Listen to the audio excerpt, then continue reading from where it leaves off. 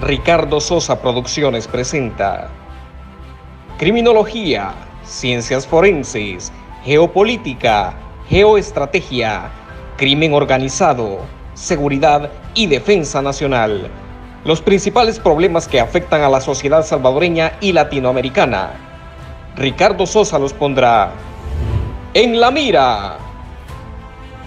¡Comenzamos! El presidente de la República, Nayib Bukele, lanzó el 20 de junio del año 2019 su estrategia de seguridad denominada Plan Control Territorial. Hoy, en La Mira con Ricardo Sosa, revisamos qué rol significaba el control de los territorios por parte de las pandillas criminales. ¿Qué impacto ha tenido sobre el control territorial, específicamente la estrategia impulsada por el Gabinete de Seguridad? ¿El control de los territorios está ahora en poder del Estado salvadoreño? ¿Será que las pandillas criminales podrán recuperar o no el control territorial? Esto y más hoy en La Mira en breve. Bienvenidos y bienvenidas a una nueva edición y una nueva temporada de la producción del programa En la Mira con Ricardo Sosa. En esta oportunidad, la continuidad a esta nueva etapa y serie de programas la iniciamos con el principal programa del señor presidente de la República de El Salvador, Nayib Armando Bukele Ortiz. Y para ello hemos invitado a un conocedor, a un analista, a un periodista, escritor, columnista, editorialista de diferentes periódicos impresos, nacionales e internacionales, así como productor de una rica obra literaria, la cual también me place haber leído muchos de los libros del maestro Giovanni Galeas, a quien agradezco el tiempo que nos concede para poder hacer esta reflexión, este análisis y poder profundizar en la estrategia del Plan Control Territorial. Maestro Giovanni Galeas, muchas gracias, bienvenido. Gracias a ti, Ricardo. Sabes perfectamente cuánto aprecio y admiración tengo por ti y por el trabajo que desarrollas. He tenido la suerte de que ya hemos hecho algunos trabajos muy intensos juntos eh, en, en- en- hace unos años. Hemos hecho trabajos puntuales muy intensos juntos y he tenido esa suerte, pues, de compartir mesas de trabajo contigo. eh, Se aprende mucho, la verdad, y agradezco la introducción muy generosa. Bueno, y en lo que modestamente pueda ayudar a iluminar este proceso histórico, político, social y económico salvadoreño, pues esa es mi pasión y aquí estamos, Ricardo. Giovanni, usted es una persona conocedora de la realidad política, histórica, sociológica, victimológica, criminológica de nuestra república. ¿Cuál es la Eso condición? último, eso último no, eso último es tu especialidad y yo me nutro mucho de tus conocimientos. No, no soy un conocedor de ese tema, aunque por cultura general y en algunos casos por curiosidad puntual, sí he leído bastante al nivel que puede alguien neófito, eh, literatura sobre temas de criminología, pero no estaré lejos de ser un especialista como lo eres tú, Ricardo, y mi respeto por eso. Bueno, Bueno, muchas gracias, continuemos. Giovanni, pero me refería puntualmente a que en el desarrollo de su carrera profesional y al escribir literatura tan variada, estamos a la espera y quiero iniciar conociendo cómo está ya los últimos detalles para la publicación de ese libro tan esperado que ha llevado, y por eso me refería a esta Sí. investigación periodística, un análisis estratégico y además estas características eh, victimológicas y criminológicas que trae esa producción, de la cual usted me ha compartido algunos destellos y por eso quiero iniciar para Sí. poder decirle a sus lectores y al público en general, a los amigos y hermanos que viven en el extranjero, que están muy pendientes, ¿qué ha pasado con la publicación? Sí, bueno, te cuento una pequeña anécdota para introducir el tema. Yo estaba por por una programación que tengo de largo alcance y yo publiqué en 2013 un libro que se llama Héroes bajo sospecha, primera parte, el primer volumen de una trilogía. Y me tardé muchísimo. Bueno, hasta el día de hoy no he sacado la segunda parte, pero he estado trabajando intensamente tanto en la parte 2 como en la parte 3 de ese libro. Más otro proyecto eh, paralelo a esa saga de libros, que es ya una historia puntual del asesinato de Roque Dalton, del cual en los últimos años, por enorme fortuna, he tenido información muy precisa y desconocida sobre las circunstancias reales, porque es muy difícil investigar y explorar lo que sucedió en un universo de clandestinidad guerrillera, donde los códigos secretos son muy estrictos. Entonces, más bien no todos saben todo. No, ahí opera una norma que se llama norma de trabajo paralelo, donde prácticamente nadie conoce el 100% de una maquinación, de un plan, de una estrategia, sino que se trabaja, los responsables trabajan con el jefe, pero no entre ellos. El único que puede conocer prácticamente todo es el uno, y los demás no saben qué hace el otro. Bueno, es muy difícil, pero siempre hay oportunidad de conocer, por lo menos ir más allá en lo que ya se sabía.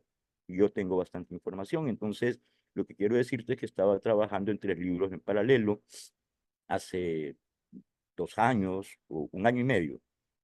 Y eh, a- mi familia, algunos me apoyan, mi hija, mi esposa, me apoyan en diversas cosas en mi trabajo y me dijeron, mire, eh, la gente le está pidiendo en redes sociales y por todos los medios que usted tiene información personalizada, que quieren que usted escriba sobre las pandillas.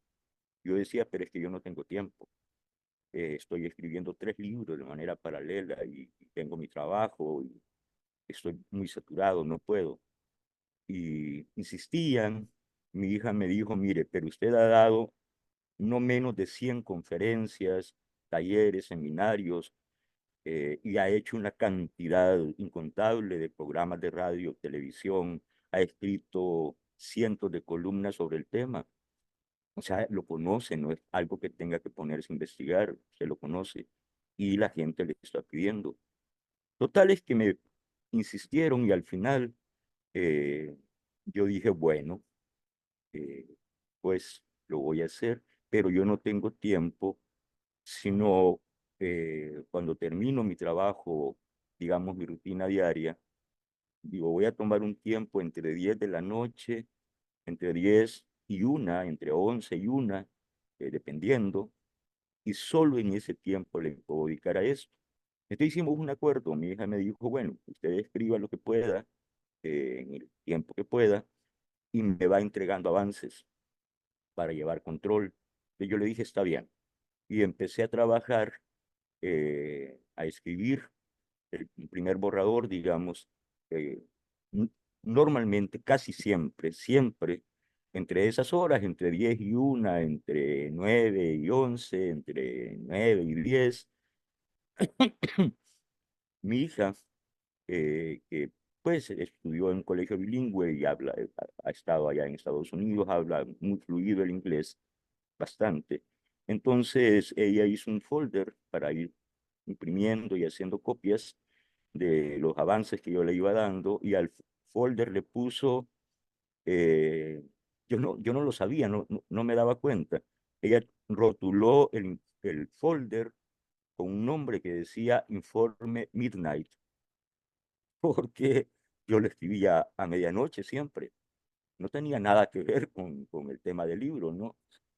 El libro, operativamente, yo lo había titulado ¿Qué eran las pandillas en El Salvador? La clave está en el uso del tiempo pasado, del verbo. Eran. ¿Qué eran las pandillas? Es decir, estaba dando por sentado que era un problema del pasado. Y cuando yo vi el folder y vi Informe Midnight, me gustó. Y dije, qué bonito. Y empecé a titular todos los avances el Informe Midnight, probablemente con el subtítulo ¿Qué eran las pandillas en El Salvador? Así empecé, pero yo tenía muy poco tiempo, fue bastante irregular. Lo que sí tenía era bastante información, lo que tenía que hacer era ordenarla. Y yo había tenido una suerte, ya voy terminando, y es que en 2008, 2007, entre 2007 y 2008, yo tuve una autorización especial para hacer unas investigaciones en Zacatraz.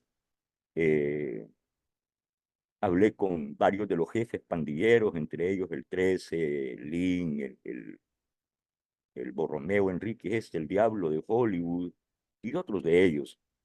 Y hablé largamente con ellos, no eran entrevistas periodísticas, lo que yo estaba haciendo era una serie de perfiles. Era perfilándolos, pero no científicamente, sino para una investigación de orden periodístico, para una crónica. Un trabajo de bajo perfil. Ellos sabían que no era para publicar en entrevistas inmediatas. Bueno, y pude hablar con ellos eh, allá en Zacatraz. Eh, por suerte pude hablar mucho con dos distintos gabinetes de seguridad que me invitaban regularmente para hacer consultas. Eh, y trabajé con, al menos con dos gabinetes de seguridad, no con, no con el del presidente Bukele, al mismo tiempo que tenía una relación de también una especie de asesoría al exfiscal general Luis Martínez, y fui llamado por el general Mauricio Munguía Payés, perdón, cuando era ministro de Defensa, para hacer varias rondas de consulta en su despacho en el Ministerio de Defensa. Eh, Esa fue una suerte porque iba sumando información sobre el mismo tema de las pandillas criminales. Para finalizar, eh, pues yo tenía una relación muy especial con alguien que fue mi jefe y al que admiro mucho. Estoy hablando de admiración, no de cariño en este caso. Eh, yo era su subalterno, no su amigo. Estoy hablando de Joaquín Villalobos, que considero uno de los mayores expertos mundiales en el tema de guerra irregular. Si alguien sabe de la naturaleza de la guerra irregular, es Joaquín. Y yo desde la guerra había tenido una relación muy cercana con él, también en aspectos de consultoría y esto. Yo le ayudaba y lo asistía, pues. Y eh, hablé mucho con Joaquín Villalobos, y entre mis experiencias del tiempo de la guerra, yo había también hecho algunos trabajos con Raúl Mijango, es decir, que lo conocía. Lo que quiero decir es que conocía el universo de actores centrales de este tema. Para coronar, finalmente tuve unos acercamientos intensos para escribir dos libros sobre él. Estoy hablando del presidente Bukele. Entonces ya con eso coronaba las fuentes principales de lo que puede ser el conocimiento de este tema, aparte del conocimiento de tu persona y pláticas que hemos tenido muy iluminadoras. Me has enseñado mucho. Y bueno, entonces ahora que ya el libro está muy avanzado en realidad, lo que pasa es que periódicamente me sale nueva información porque me llaman y me dicen, mira, yo conocí tal situación en tal colonia. Últimamente he tenido bastante información del origen de las pandillas ahí en Las Palmas, que está cerca de mi casa. Yo vivo en la zona de la UCA, me queda cerca el Manguito, Las Palmas, La Fortaleza, que están detrás de mi colonia. Y pues se ha ido agregando nueva información, pero ya tuve que decir, ya paro, yo voy a cerrar esto, porque no puedo indefinidamente seguir trabajando. Luego se vino toda la coyuntura electoral que me demandó mucho esfuerzo y ralenticé un poco el libro. Ahora lo he retomado con mucha fuerza. No puedo decirte cuándo exactamente va a salir. Lo que sí puedo decirte es que estoy trabajando muy aceleradamente. Eso es cuanto puedo decir sobre el informe Midnight. Excelente, Giovanni. Estaremos a la expectativa de esa publicación, de esa primicia y por supuesto que cuando llegue ese momento, esperamos poder desarrollar un conversatorio sobre el libro, Por hablar supuesto. de los principales hallazgos y promoverlo también, porque eh, sobre Pandilla se ha escrito mucho, Sí, pero muy poco de una manera técnica, correcta, aproximándose a la realidad sí. criminológica y por supuesto también sin meterle el ingrediente del terror, del miedo, del drama, e incluso hasta elementos subjetivos para poder vender ese producto. Así que creo que será una gran bendición para el país y para el mundo este informe Midlight. Y el nombre del libro podemos conocerlo si se ha definido mantener la idea original, si hay un Sí, cambio. yo creo que se va a llamar el informe Midnight, ¿qué eran las pandillas en El Salvador? Bueno, excelente. Giovanni, y hablando de este informe que tiene mucha vinculación en el libro y que vamos a esperar cuál es el enfoque que tendrá el mismo, pero cuál es la condición con la cual usted recuerda que recibe el mandato constitucional el señor presidente Nayib Bukele el 1 de junio. ¿Por qué es importante no olvidar de dónde venimos tan reciente como en el gobierno anterior? Sí, el gobierno anterior a Nayib Bukele, el del eh, tristemente célebre Cara de Nuegado, perdón que use, yo sé que tú eres muy correcto en eso, pero es que tengo mis razones, pues tristemente célebre Sánchez Serén, una nulidad. Un día él dijo en una de sus primeras eh, apariciones televisivas al asumir la presidencia, fue en los primeros días. Sánchez Serén dijo que él iba a provocar en la historia salvadoreña una revolución de 360 grados. Y yo tenía un programa al día siguiente y me preguntaron qué significaba una revolución de 360 grados, qué había querido decir el señor este. Y yo dije, bueno, esto nada más demuestra, no significa nada, solo demuestra que él es una nulidad, porque lo que está diciendo que es una revolución de 360 grados es partir de un punto, dar toda una vuelta para llegar al mismo punto. Exactamente ha dibujado un cero, que seguramente es el peso o es el nivel de su actividad intelectual. Cero, una nulidad completa. Eh, ese, tú tienes los datos país, los que son los más seguros, eh, respaldados, tú tienes los datos y en el quinquenio de Sánchez Serén, lo tomo de tu conocimiento, tú me has dado esa información, hubo 22.700 o algo así, asesinatos, homicidios violentos. Hubo un año, si no me equivoco, 2015, donde ese año solo en ese año hubo 6.000 homicidios violentos y fue el periodo en el que pasamos al número uno en el top de países más peligrosos y violentos del mundo. En esa situación, con ese nivel de tragedia, habiendo sufrido ya prácticamente desde mediados del 94 hasta 2019, casi 30 años de estar sometidos al imperio del mal, de una densidad, de un espesor de mal totalmente extraordinario.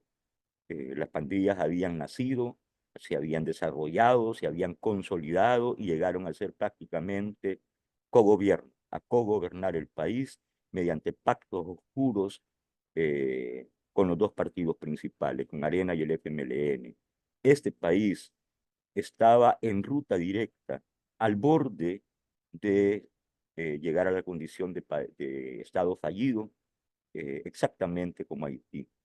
No solo estábamos estancados, sino que yo siento que ya habíamos salido de la zona de estancamiento para entrar a la del retroceso. La figura que yo uso es que entre la corrupción, la impunidad, en las pandillas, entre la vileza y la maldad de políticos y de esos endemoniados, lo digo en el sentido dostoyevskiano, eso de endemoniados, eh, nos estaban jalando hacia atrás y hacia abajo.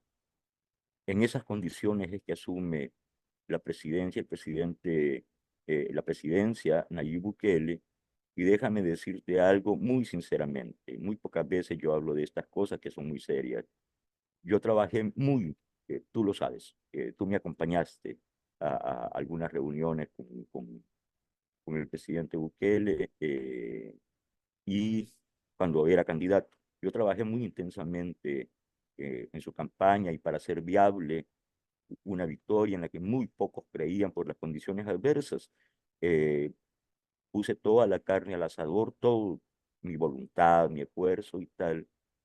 Pero hay algo que yo muy pocas veces he dicho, casi nunca en público, y es que en realidad yo tenía muy poca confianza, muy poca fe en que el problema se podía resolver. Creía que el presidente, que Nayib Bukele con su estilo podía mejorar nuestra situación, pero difícilmente para mí era imaginable que él podía resolver, sobre todo de la manera tan efectiva y rápida en que lo ha hecho, un problema, ese problema que teníamos, donde las pandillas criminales tenían ya el control de prácticamente todo el territorio nacional en sus partes, digamos, estratégicas, y tenía una razón para creer eso, desconfiar de la capacidad de ese joven llamado Nayib Bukele para resolver este problema, es que lo miraba muy civil, demasiado señorito.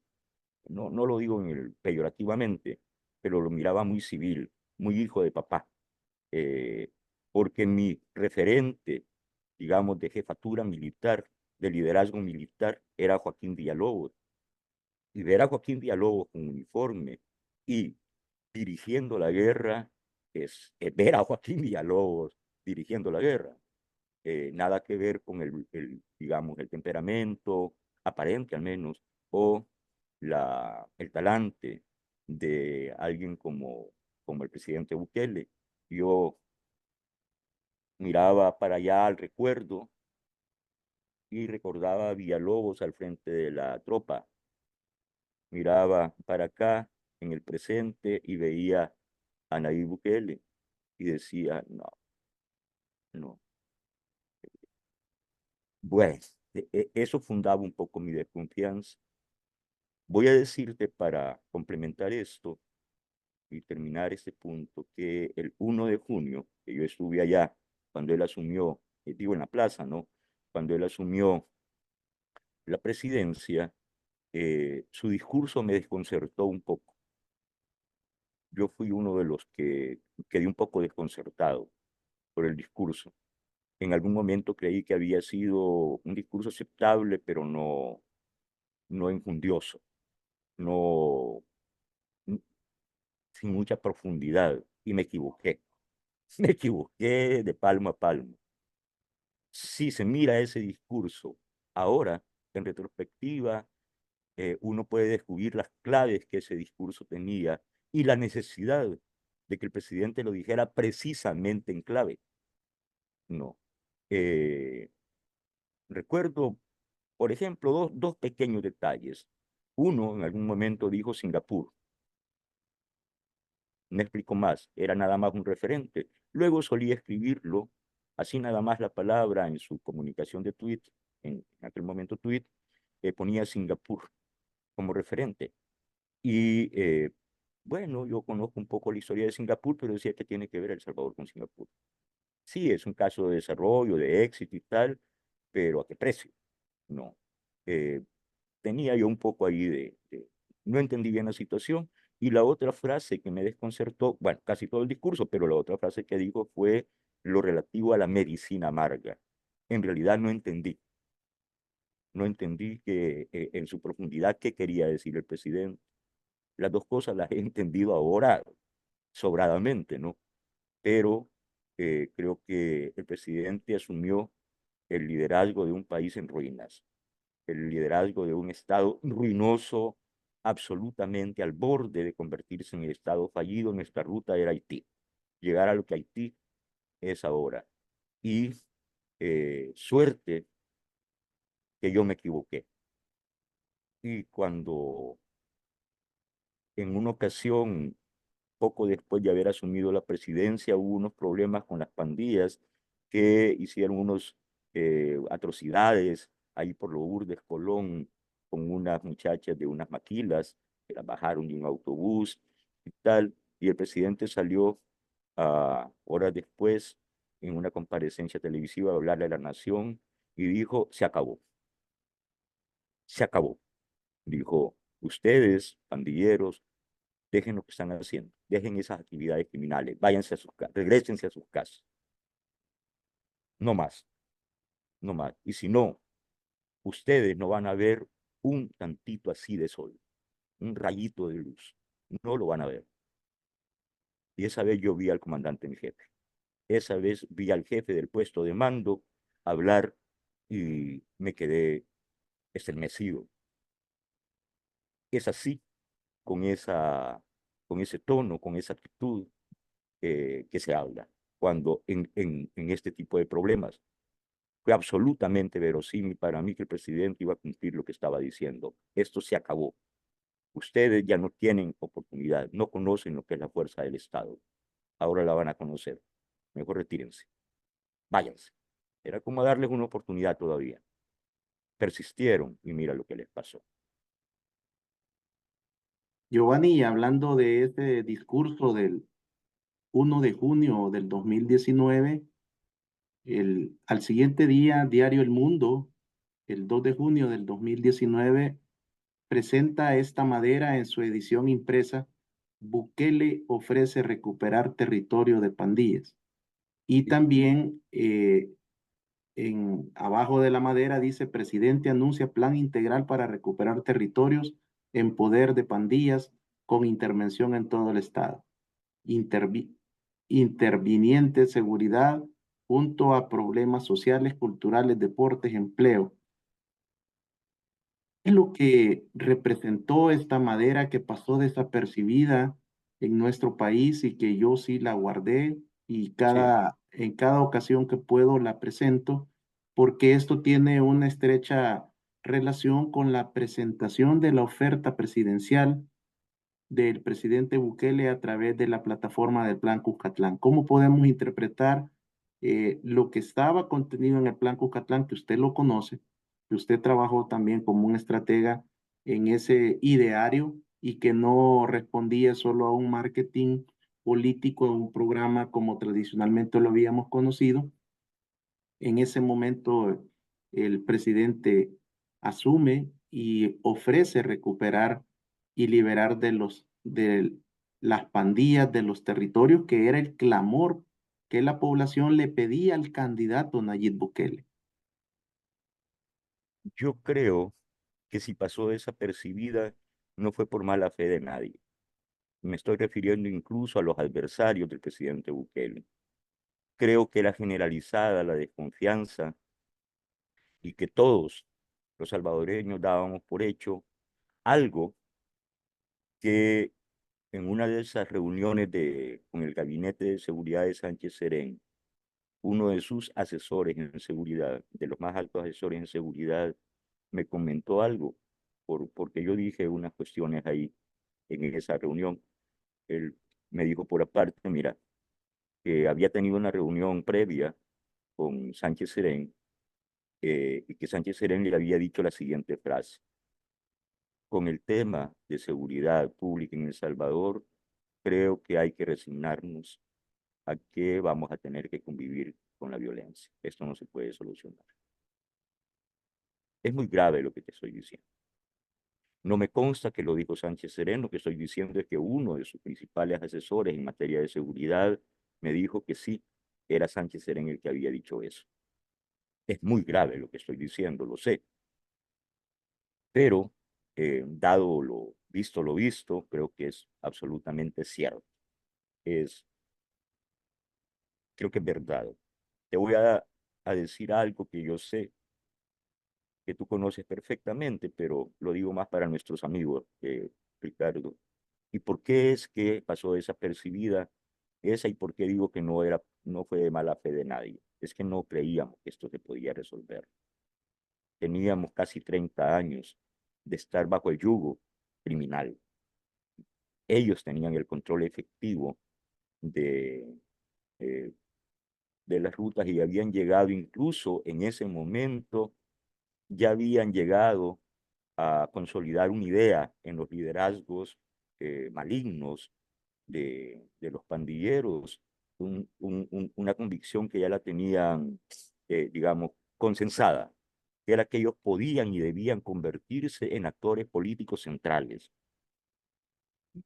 De hecho, entre Raúl Mijango, Paolo Luers y el ministro de Defensa, Munguía Payés, el exministro que hoy está preso por corrupto y por haber pactado con las pandillas, bueno, eh, entre todos ellos y dos inteligencias malignas, como es la de Carlos Ernesto Mojica Lechuga, el viejo Lin, y Borromeo Enríquez, el diablo de Hollywood, creo que entre ellos llegaron a consolidar la idea e incluso a trabajar en estrategias ya específicas para dar el paso de pandillas a partido político y actores del juego político institucional nacional, de manera que no hubiera sido extraño si las cosas seguían así, que allí en la asamblea tuviéramos en el principal estrado del Salón Azul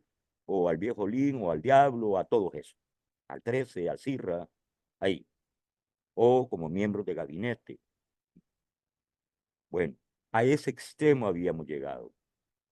Y sé que tú conoces este dato que voy a dar. Mira, si se hace la cuenta, yo la hice y por ahí la tengo, la cuenta de los altos funcionarios, empezando por tres expresidentes en fuga, prófugos de la justicia, Cristiani, Mauricio Funes, Sánchez Serén.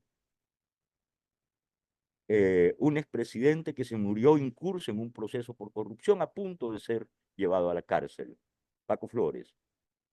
Otro expresidente, Tony Saca, que está preso por corrupción. Estoy hablando de 4 presidentes. Calderón Sol, pues se murió antes de que esto pasara, ¿no? Pero, aparte de esos expresidentes, mira, un exministro de la defensa preso, dos exministros de seguridad, con el de defensa me refiero a Munguía Payet, dos exministros de seguridad procesados, uno de ellos preso, Landaverde, el otro Melgar huyendo. Dos. Y bueno, en realidad son dos exministros de defensa, porque hay uno que se quedó como ministro de defensa mientras Munguía Payet fungió como ministro de seguridad también. No recuerdo el apellido de este señor implicado en aquello de las permutas de armas y tal. Es otro coronel. Aparte de eso, un exdirector de la Policía Nacional Civil y varios de sus alto mando, del alto mando de la policía, que es Landaverde también, preso, ¿no? de ahí tres expresidentes de la Asamblea Legislativa prácticamente prófugos de la justicia, no prácticamente, prófugos de la justicia. Sigfrido Reyes, Norman Quijano, Lorena Peña, procesados y, bueno, en el caso de Norman Quijano, ya condenado directamente por su pacto con las pandillas. Bueno, y estoy hablando de otra gran cantidad de ministros, Gerson Martínez de Salud, todos ellos metidos o en la corrupción o en el pacto con las pandillas. Me falta un ministro de Seguridad, Benito Lara. Y luego casi todos los altos mandos, secretarios, subsecretarios, ministros, con un medio pie en la cárcel, unos a medio proceso, otros ya cercana a su sentencia y otros, tanto de Arena como del FMLN, huyendo. Toda la clase política, la cúpula de la clase política durante 30 años en esta condición. ¿Qué quiere decir eso? Todas nuestras máximas autoridades institucionales, desde el poder de la presidencia de la República, todos los gabinetes, todas las instituciones del Estado, los ex directores o presidentes de la Corte Suprema de Justicia, procesados también, en algunos casos ya condenados, que se había corrompido absolutamente toda la institucionalidad. Y si hay corrupción, eso es lo que necesita el crimen organizado para implantarse, desarrollarse y consolidarse. Aquí se consolidaron esas ramas, la corrupción, la impunidad, el crimen organizado. Eso fue lo que hacía que los salvadoreños viéramos en las colonias y viviéramos con el Jesús en la boca y nos resignáramos a vivir bajo el yugo del crimen sin creer que había ninguna posibilidad real de solucionar este problema. Giovanni, Entonces, sí, dime, ¿cuál es Ricardo. la relevancia que juega en todo este esbozo que ha desarrollado el control territorial que estaba en poder de las pandillas? ¿Y por qué el presidente Bukele decide denominar a su estrategia integral Plan Control Territorial? Sí, el control del territorio es, bueno, el ser humano es un animal político, pero también es un animal territorial. El ser humano necesita establecer dominio, control sobre su espacio vital. Necesita un espacio vital en el cual se sienta seguro, cómodo y pueda desarrollar sus actividades, sean buenas o malas, con relativa seguridad, ¿no? Y el control por los territorios es legendario, es coesencial al desarrollo de mafias y pandillas en todo el mundo. Hay que recordar una cosa que tú me la has enseñado, digamos, lo aprendí desde el punto de vista científico, criminológico, era algo que yo conocía desde el punto de vista más empírico, digamos, por mi relación con el Ejército Revolucionario del Pueblo, con una guerra, pues, pero tú precisamente me aclaraste mucho respecto a este punto. El crimen, el asesinato para las pandillas es instrumental, no es el objetivo primario matar gente, no es el delito principal, es un delito instrumental, auxiliar para ellos. Su objetivo, el delito principal es la extorsión. Es decir, que no estamos hablando de que el pandillero mate porque le da gusto, no. Este es el instrumento que usa para hacer viable la extorsión, ese es el delito primario. Es decir, que estamos frente a una organización cuyo móvil central es la codicia. Es la codicia. Como en todas las mafias, en todas las pandillas. ¿Por qué se pelean las pandillas entre ellas, los grupos pandilleros en Los Ángeles, en Nueva York, en Chicago, en China, en toda Asia, en Rusia? ¿Por qué se pelean las mafias y pandillas? por el control del comercio de drogas, armas, de todo tipo de ilícitos, tanto en las calles como en las cárceles. Normalmente los puestos de mando de las pandillas están dentro de las cárceles y desde ahí gobiernan tanto a los reclusos como a sus subalternos en las calles. ¿Y por qué se llama pandilla 13 o 18? De esto se ha especulado mucho, pues, pero tienen que ver con territorialidad. La Street 18 o 18 Street de Los Ángeles es la 18. Allí es donde jugó sus primeras fechorías el viejo Lin. ¿Y qué necesitaba ese grupito de salvadoreños que se denominaron Barrio 18? Controlar esa zona para ejercer el narcomenudeo, la venta de armas y la extorsión a bares, burdeles y tal, y no dejar que ni negros, ni chinos, ni otros centroamericanos, ni otros salvadoreños perturbaran su dominio, al menos de esa pequeña zona.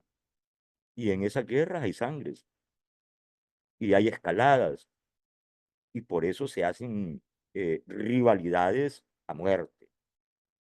Entonces, la 13 no quiere que nadie entre a su territorio, la 18 no quiere que nadie entre en su territorio, pero para expandir la zona de dominio necesitan invadir el territorio del otro, y ahí vienen las guerras territoriales. Las pandillas, para cumplir su objetivo de crecimiento, de expansión, eh, de amasar fortunas, necesitan expandir su control territorial. Quien domina la zona rosa, o desde Las Palmas, desde la Ibu, desde el Manguito y la Fortaleza, desde esos asentamientos, las pandillas que anidaron ahí, y allá también en la Ibu, con aquel famoso Cranqui, con el Muerto de Las Palmas, ellos gobernaban el narcomenudeo y otras actividades ilícitas, los asaltos, desvalijamientos de autos, en toda la zona en toda la zona rosa y las partes aledañas de las colonias San Benito y Escalón. Por, por eso, por el control del narcomenudeo y de esos otros delitos asociados en esa zona, es que se partió el barrio 18 en dos facciones,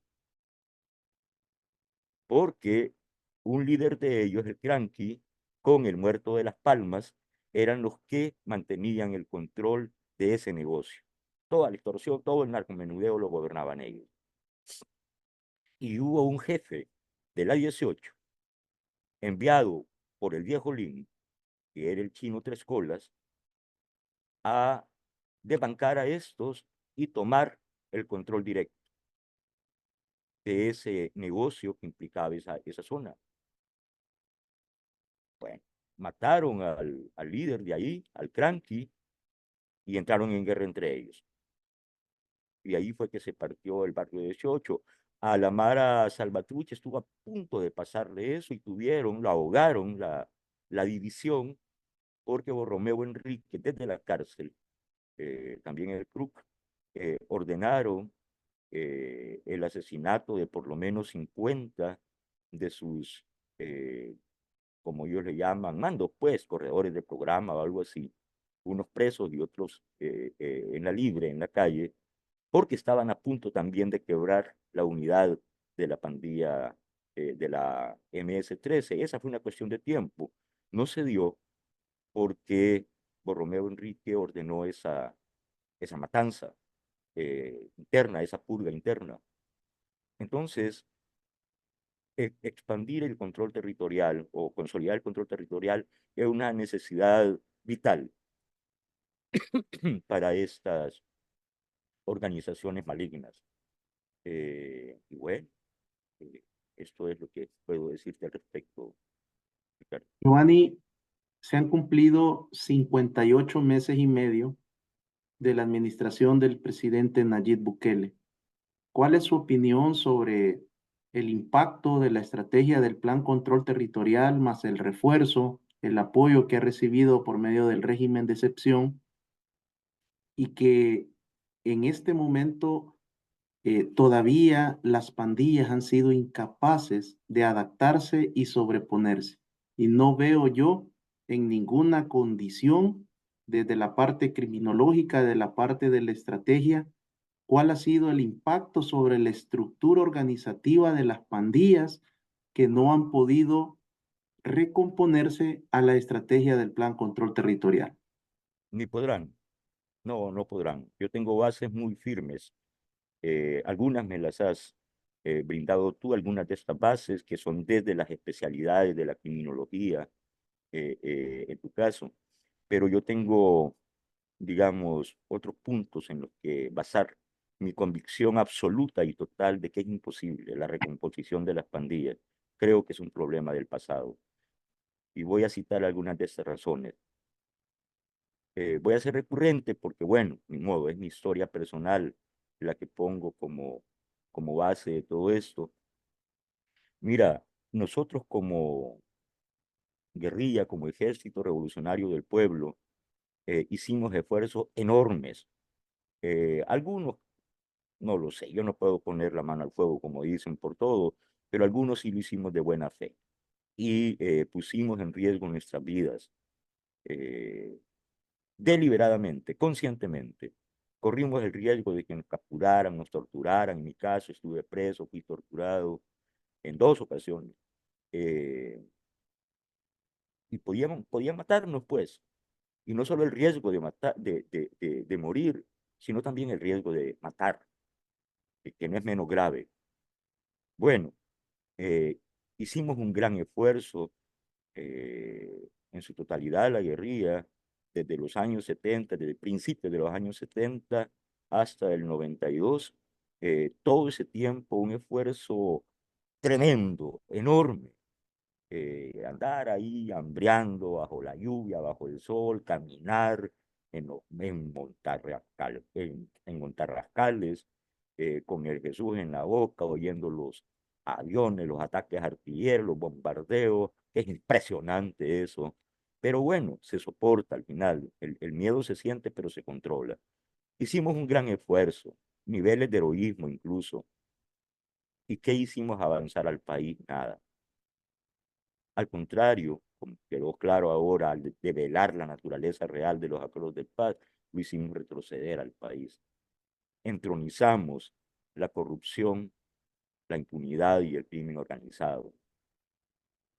No solo permitimos, sino que como izquierda, como FMLN, participamos, fuimos cómplices y actores principales en esos 10 años de gobierno, pactando al igual que la derecha, que Arena con las pandillas.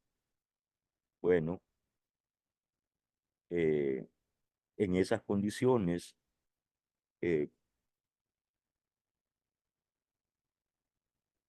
y con los niveles de corrupción que ya he comentado por la clase política procesada o presa, eh, como dije, era muy difícil creer que esto se podía dar y la explicación de cómo excepcionalmente, de manera absolutamente inédita y extraordinaria, un líder joven logra mayoría absoluta en la Asamblea Legislativa, el 85% de los votos, derrotar a todo el sistema político y fáctico en su conjunto, eh,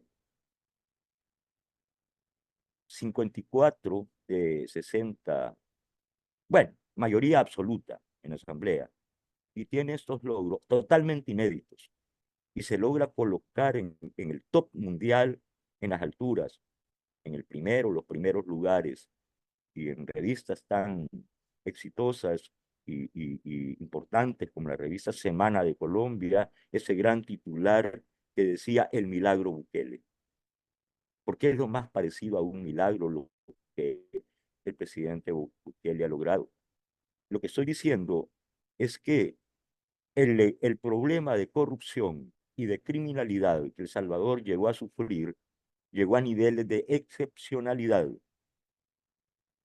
Ese problema excepcional necesitaba de una solución y de un líder excepcional, de un de un líder, de una solución y de una estrategia de excepcionalidad. El FMLN, que llegó a tener 10.000 hombres en armas, recibiendo ayuda sistemática, logística, armas, dinero, financiamiento, entrenamiento de Nicaragua, de Cuba, de la Unión Soviética, de todo el campo socialista, no logramos hacer nada.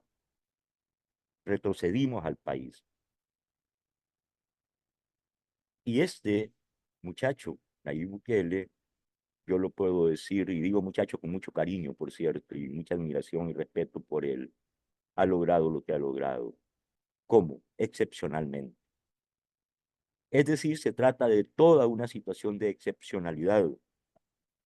No es normal capturar a casi 80.000 individuos tan peligrosos, tan malvados. Yo los describo como, en su gran mayoría, como psicópatas no reformables y con una baja, tan baja, bajísima, minúscula tasa de letalidad. Eso se debe a que la estrategia fue exitosa. El presidente, el plan control territorial de recuperación del control, no fue una orden de salir a matar pandilleros. Eso era aumentar el sangrerío, era un error. Fue una orden para salir a capturarlos de manera planificada, ordenada, por fases, con distintos avances en el pie de fuerza, en su logística. Bueno, eso ya lo sabemos, pues el sistema penitenciario precario se cambió completamente, se tomó control de las cárceles, se mejoró el equipo, las armas, los medios, todo en la policía y en la plantilla militar. Se moralizó a la fuerza y la estrategia fue muy cuidadosa para evitar un derramamiento de sangre. Y esos criminales peligrosísimos se entregaron como corderitos prácticamente. No digo que la guerra contra las pandillas ha sido fácil, no, no, fue intensa, fue simultánea, fue incesante. Son héroes nuestros policías y soldados y militares, pero en otras condiciones, sin una estrategia adecuada, tan puntualmente adecuada, esto se hubiera convertido en un sangrerío. Y te lo digo porque hay experiencias pasadas, la experiencia del Estado brasileño contra las pandillas de las favelas en Brasil. Eso fue un sangrerío. La experiencia cuando el Estado norteamericano quiso someter en las primeras fases, aquellas de los años 20, de los 30, de los intocables, quiso someter a los primeros grupos, núcleos mafiosos, los de Al Capone y todo esto. Eso fue un sangrerío. Eso fue un sangrerío. Bueno, los combates con los yakuza y todo eso son altísimamente violentos y letales. Aquí no pasó, aquí no pasó. Y eso se debe a otra excepcionalidad, la claridad en la estrategia y la inteligencia del comandante en jefe, de Nayib Bukele. Esa es mi explicación.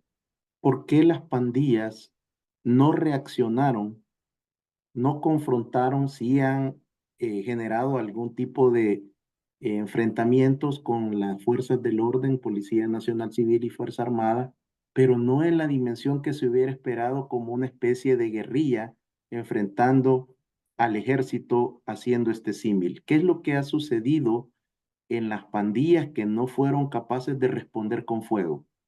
Allí ellos tienen una contradicción interna, que el presidente Bukele en su estrategia pudo leer perfectamente y aprovechar una debilidad estructural en las pandillas. Yo cuando hablo de las pandillas hablo de densidad de mal, de espesor de maldad, pero hay algo. Cuando tú examinas, como tú lo has hecho, con sistema, con orden, la naturaleza de la pandilla, te das cuenta que padecen estructuralmente de una contradicción irresoluble. Y esto explica mucho lo que les pasó en su historia, en su historia. Mira, allá las pandillas empiezan como protopandillas de vagos, esquineros, maleantes, en tugurios, en barrios populares, Ahí se adueñan de unas esquinas, acosan a las muchachas y piden dinero. No era extorsión en aquellos tiempos, mediados de los 90, sino una exigencia aparentemente, un pedido, claro, con el persuasivo puñal debajo de la manga, ¿no? Pero más bien pedían. No estaba, eran grupos de vagos, no estaban interconectados. El barrio era una delimitación geográfica, y protegían su negocio de narcomenudeo, su libertad de consumo de drogas, de alcohol, y se defendían de los del otro barrio, de los de la otra colonia. La violencia de esas protopandillas era meramente defensiva, no enteramente delincuencial. Estaban a medio camino entre pandilla y delincuentes comunes, entre pandilleros y delincuentes comunes. Eran muchachos vagos, esquineros. Eh, es con la llegada de los deportados de Los Ángeles, entre ellos, de manera emblemática, de Black Linky, que era el seudónimo allá en Los Ángeles del viejo Lin, era el lince negro, eh, y de Little Devil, que era el diablito, allá en Hollywood, en Los Ángeles. Con la llegada de ellos, es que empieza a replicar la experiencia que ellos tenían como pandilleros en Los Ángeles y empiezan a interconectar a los grupos, a poner reglas. Pero hay algo, ¿cómo se llaman las primeras canchas en el caso de el barrio 18 y las clicas en el caso de la MS-13, la Mara Salvatrucha? Se llaman Big Gangster, Big Criminals, Mirada Loca, Psycho Locotes, Big Criminals. ¿Qué expresa esto? Expresa porque el, el, la rutina de esos protopandilleros que luego se convirtieron en los pandilleros y fueron aumentando, fue algo que se llamaba la vida loca. La vida loca es consumo sin ton ni son de drogas y alcohol, cruce de drogas y alcohol, eh, y ahí nace uno de los eslogans centrales de las pandillas. La pandilla roba, mata y viola. Así, y lo escribían ahí en sus grafitis. La pandilla roba, mata y viola. ¿Qué implica cuando tienes tú un muchacho de los 12 a los 18, 19, 21 años, que sistemáticamente se alcoholiza, se droga o cruza cocaína y alcohol? ¿Qué tienes entonces? ¿Qué produce esa mezcla? No produces un combatiente de primer nivel, no produces un guerrero, produces una piltrafa humana, que en todo caso puede pegarte un machetazo por detrás, una puñalada, o puede matarte porque estás eh, eh, ya sin posibilidad de defensa, con total alevosía y ventaja. O sea, sí son asesinos, pero no son guerreros, no tienen fuerza, en realidad no tienen fuerza ni física. Alguien que consume, tiene esos altos niveles de consumo de alcohol, viven en la desorientación. ¿Cómo pueden hacer operaciones militares? No pueden, ni policiales, no pueden, de ningún tipo. Ellos pueden matar de manera artera, asesinar, eso sí pueden, por la espalda, o en condiciones de alevosía y ventaja de nocturnidad, pero no pueden enfrentarse a un enemigo mínimamente preparado. Esa es una contradicción fundamental porque tanto Borromeo como Lin se propusieron cualificar a las pandillas. Y hay entrevistas donde el viejo Lin, me lo dijo a mí incluso, él se refería a la pandilla 18, cuando él dijo que era un pandillero retirado, que siempre fue falso eso, que ya preso, pues que era un pandillero retirado, eh, y él provocó la división de las pandillas. Él me lo dijo, él se refería a ellos como escoria. Eso no son pandillas, son escoria. Decía, son huelepeguitas. Esos son marihuaneros nada más. Cuando el viejo Lin salió de la cárcel el año 2000, salió con un plan. El plan que llevaba al salir de la cárcel después de una condena de 10 años, el viejo Lin pensaba renovar todo el concepto pandillas. Ese plan lo había meditado estando preso y lo había consensado con los palabreros que estaban presos. Paralelamente, o Romeo Enríquez, que también estaba preso, estaba en lo mismo. Hay que renovar las pandillas y prohibir. Solo se puede admitir uso de marihuana y de alcohol regulado. Todo lo demás, crack, pega y eso está prohibido, pero estrictamente prohibido. Nadie puede ni beber ni usar drogas mientras esté en una misión. Y hay días de licencia en que puede hacer lo que quiera. Lo intentó el viejo Lin. Y cuando digo lo de la muerte de Cranky, este palabrero de la IBU que gobernaba toda la zona rosa, ese asesinato que dividió a la pandilla en dos fue precisamente por eso. Porque el chino Tres Colas, al intentar tomar el control de esa zona y desplazar al Cranky, la misión se la había impuesto Lin. Y lo que Lin lo mandó a hacer fue pon las reglas claras, esas reglas que acabo de decir. Ya la vida loca se acabó. Y los pandilleros aún tenían una relación de cariño con la comunidad, relativamente de cariño. Pero a la señora de la tienda no le cobraban, a la mamá Esperancita no, al otro señor no. Entonces cobraban fuera la extorsión, pero no en la comunidad. Y el viejo Lin dijo, se acabó. Todos tienen que pagar la renta, todos. Bueno, de acuerdo a los ingresos, pues, pero todos tienen que pagar renta. Aquí se acabó lo de la mamaluchita y tal. No, casa por casa, con listas. Lo mismo hizo la 13. Entonces quisieron meter el orden y la disciplina en medio de un pozo de vida loca, de desorden. En esa contradicción vivió la pandilla una gran parte de su historia, intentando por un lado meter disciplina y control y por el otro lado era imposible.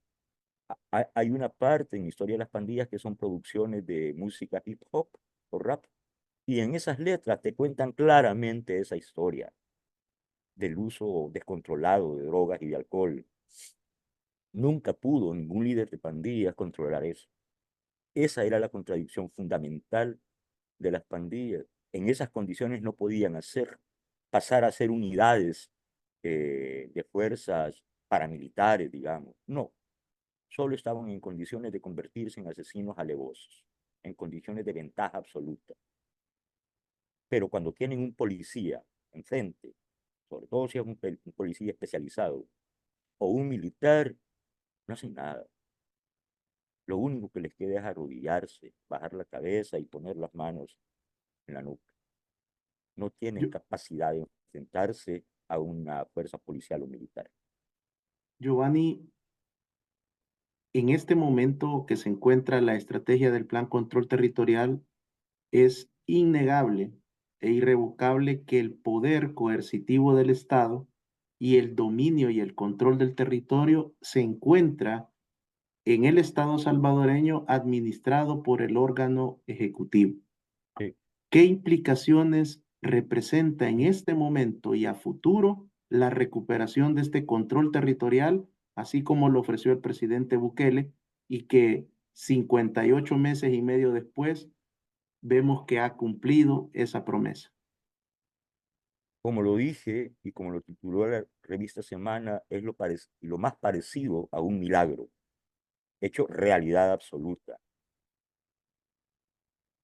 Eh, los pandilleros no controlan ni un milímetro del territorio nacional. Se habla de remanentes y es verdad, hay remanentes. Hay pandilleros todavía que andan en la calle, pero andan flotando, andan moviéndose, están desesperados, están en fuga. Se dice, el Faro y todos los periódicos que los heroizaron, los divinizaron a los pandilleros, eh, han querido levantar la tesis de que no sé dónde, en tal montaña, allá en Morazán, allá en Chalatenango, allá en Sultán, en el Bajo Lempa, ahí ya hay puntos de reorganización. Ahí se nota que hay ya, hay información de que se están reagrupando. Es mentira. Quisieron levantar esa tesis. No es cierto. Lo que sí hay es que hay pandilleros moviéndose a los puntos fronterizos para salir, no para reorganizarse. No tienen ninguna posibilidad. No tienen control de ni de 1 milímetro de territorio, ni donde están parados controlan. El problema es que están perseguidos, se sienten en fuga y se mueven hacia las zonas montañosas donde antes estuvo la retaguardia del FMLN, precisamente en la zona norte, la pegada a Honduras, a Guatemala y eso, para intentar fugarse, cruzar la línea. Por eso es que se mueven hacia ahí, pero no para reorganizarse. No tienen ninguna posibilidad. Hay una teoría que tú conoces muy bien, la de la masa crítica, es que perdieron la masa crítica. Es decir, el nivel de fuerza que hace viable un fenómeno. Eso lo perdieron hace rato, en el primer año de operación del régimen de excepción, lo perdieron. Y llegamos al punto de inflexión, el punto sin retorno, que tú lo explicas muy bien. Bueno, y esto ha ido avanzando. La estrategia ha sido tan rigurosa, tan perfecta en sus tiempos y en sus modalidades, que no, ha sido siempre incesante. No deja de operar. Esa desesperación de los políticos de oposición de que hay que parar el régimen de excepción ya, hay que abandonar la guerra. Espérense, espérense, una guerra no se gana con la sola desarticulación de las unidades enemigas. Después de que desarticulas las unidades del enemigo, tienes que asegurar el terreno, asegurar el terreno. Y entonces ya lo sacaste, ya le quitaste el control. Ahora tiene que ir el Estado con todas sus instituciones a consolidar y asegurar el control territorial. Ya lo tiene el Estado, ya lo tiene, todo el control de todo el territorio nacional. Pero ahora empieza la operación complementaria, toda la parte complementaria, que es la de llevar los servicios del Estado a toda la población, regenerar el medio ambiente en las colonias que fueron más castigadas, las de Soyapango, las de Lourdes, todas las zonas que fueron muy, muy castigadas, regenerar los hábitats ahí, regenerar la cultura ahí, todo proceso, finalmente, todo proceso político y económico al final es el resultado, parte de un proceso más general, que es un proceso cultural. Nosotros venimos de 2 guerras, ¿no? De unos niveles de crueldad y de violencia cruel excepcionales. Los escuadrones de la muerte, los pandilleros, los comandos urbanos. Aquí, como decía José Alfredo Jiménez, la vida no vale nada, ni la dignidad tampoco, la dignidad humana me refiero. No, descabezados, destazados, desmembrados. Basta recordar que un muchacho, antes de cumplir los 17 años, fue acusado de haber cometido 17 asesinatos violentos, crueles. Estoy refiriendo a Gustavo Adolfo Parada Morales, el directo de allá de San Miguel, de la Pana de Locos de la MS-13. 17 asesinatos violentos, desmembraba a sus víctimas y las tiraba en unos pozos, a una muchacha sobre todo. De esos niveles de barbarie venimos. Recuperarse de eso integralmente, eso lleva tiempo, pero lo urgente, lo importante, era era desarticular a las pandillas, su organización, meterlos a la cárcel. Hay unos que son sociópatas, que son eh, probablemente reformables, pero hay otros, y estoy hablando de una mayoría de ellos, la gran cantidad que está en el SECOT, pero son psicópatas, no sociópatas.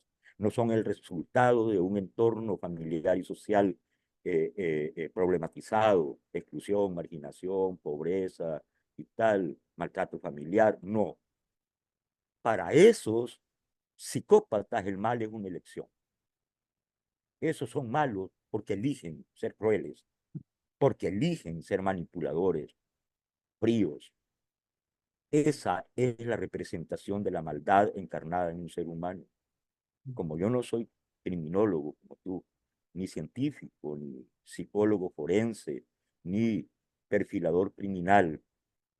Mi explicación del fenómeno no es científica, es empírica, pues. Y para mí la pandilla, perdón, sí la describo como una densidad de maldad, de personas muy malas, que han elegido ser malos. No son esos pandilleros, y ahí va el viejo Lin, Borromeo Enríquez, el Diablo de Hollywood, el 13, el Cirra, el Club, todos esos, los principales jefes, esos no son reformables. Esas personas no son el resultado de un medio familiar y social deteriorado. No, no son enfermos cerebrales. No están precondicionados por una cuestión genética o biológica. No, son sencillamente malos. Y te digo que no están precondicionados porque eso sí he logrado, digamos, documentarlo en investigación científica, en lectura de tratados.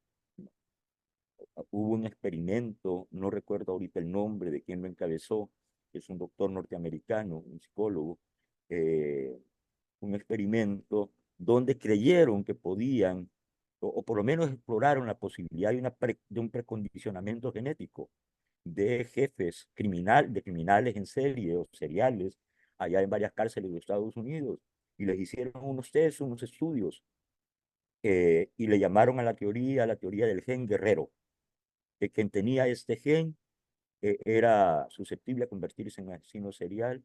Y después de un estudio que se prolongó durante varios años y fue muy exhaustivo, descartaron la posibilidad, dijeron: la ciencia no puede probar, no tenemos la posibilidad de probar de que hay una predeterminación genética, biológica o del medio ambiente en estas personas. No hay manera, no hay manera. Entonces, bueno. Giovanni, quiero agradecerle el haber compartido este conversatorio y traer en la mira lo que significa el control territorial. Me parece que usted ha logrado hacer una exposición muy amplia, muy Gracias. técnica, estratégica, política y además combinando su experiencia en la investigación de las pandillas criminales en El Salvador. Solo Espero déjame que decirte, podamos. Sí, perdón, adelante, dime. Giovanni. No, no, termina. Solo Eh, déjame una palabra Espero que final. podamos continuar una serie de programas en las próximas semanas de cara a la finalización de los 5 años del presidente Bukele y abordar otras esferas importantes de la estrategia del Plan Control Territorial y sobre todo algunos escenarios prospectivos sobre qué puede suceder con las pandillas a corto y mediano plazo. Perfecto. Déjame decirte una cosa. Primero, un agradecimiento profundo por darme esta oportunidad, por conducir de manera, eh, me he sentido muy cómodo en este programa contigo. Un agradecimiento por permitirme esta oportunidad de dar esta explicación, pero te quiero agradecer puntualmente algo, Ricardo, que los amigos no saben. Tú eres prácticamente un coautor del libro Midnight sobre las pandillas por la transferencia de conocimientos tan amplios con las que me has ayudado generosamente, me has orientado en búsquedas, y todavía nos queda un poco de trabajo que hacer en adelante. Con este libro yo siempre te estoy molestando, incomodándote, llamándote: mira, ¿y cómo explico esto? ¿Por qué crees que se da esto? Y tú muy generosamente siempre has estado ahí, y te cuesta tu esfuerzo. Entonces, eres uno de los personajes importantes dentro de este libro, estás constantemente citado, de hecho, por tus amplios conocimientos. Te lo quiero agradecer, sinceramente. Muchas gracias. Muchas gracias, Giovanni. Para mí ha sido un honor, un privilegio ser parte, colaborar un poco en el aporte de este libro, porque me parece que será un gran legado que usted le deja al país y sobre todo a Gracias. América Latina. Me parece que si ese libro lo leen tomadores de decisiones en diferentes niveles de decisión, pueden tomar decisiones estratégicas para evitar llegar al estadio de estado fallido que llegó El Salvador. Por lo tanto, creo que es importante también que nuestros países en América Latina, pero sobre todo los tomadores de decisiones, lean, investiguen, se asesoren de personas conocedoras en esta temática. Así que le agradezco y estaremos próximos a una nueva edición para poner en la mira otros aspectos de la estrategia del Plan Control Territorial. Hasta la Muchas gracias. próxima. Bendiciones. Ricardo Sosa Producciones presenta Criminología, Ciencias Forenses, Geopolítica, Geoestrategia, Crimen Organizado, Seguridad y Defensa Nacional. Los principales problemas que afectan a la sociedad salvadoreña y latinoamericana. Ricardo Sosa los pondrá en la mira.